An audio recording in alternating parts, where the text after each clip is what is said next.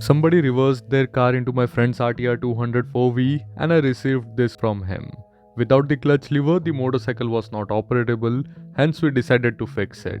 Ideally, the clutch should break from this weak notch provided, but I guess the impact did not follow the rule here.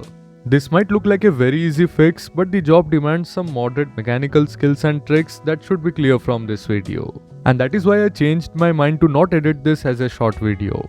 At first, we will start with these two screws that sit below the instrumental console.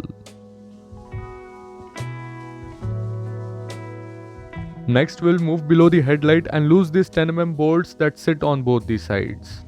Loose them by a couple of turns and let the headlight make space for the next steps.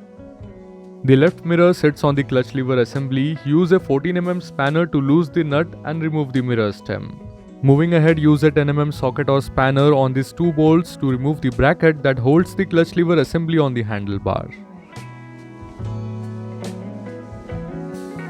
Below the assembly, you will find this clutch electronic switch that prevents and kills the starter from engaging when the clutch lever is not pulled. In short, it will not let you start the engine if the motorcycle is in gear and the clutch lever is not pulled.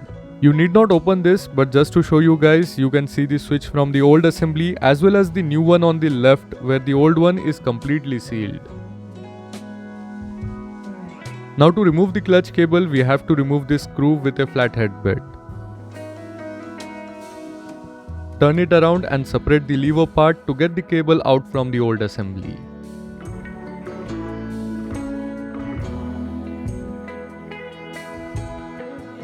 Now take the new clutch lever assembly and in similar fashion use a flathead bit to remove the screw. Do note that the screw has got a 8mm nut holding it on the other end.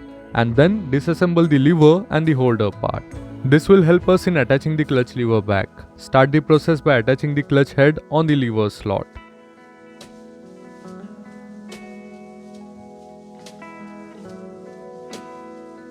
This is followed by attaching the holder and then pulling the cable through the holder slot. Make sure the dust seal is in place and if required, you can loose the cable from the other end. Fix the screw back and tighten up the end with the 8mm nut. Once this is done, you can remove the holder bracket bolts to fix the assembly back. Adjust the position to fix it using the 10mm bolts. Don't forget to cover the cable end using the dust cover. Moving towards the electricals, remove the old clutch switch connection with this blue connector. And then attach the connector from the new clutch assembly.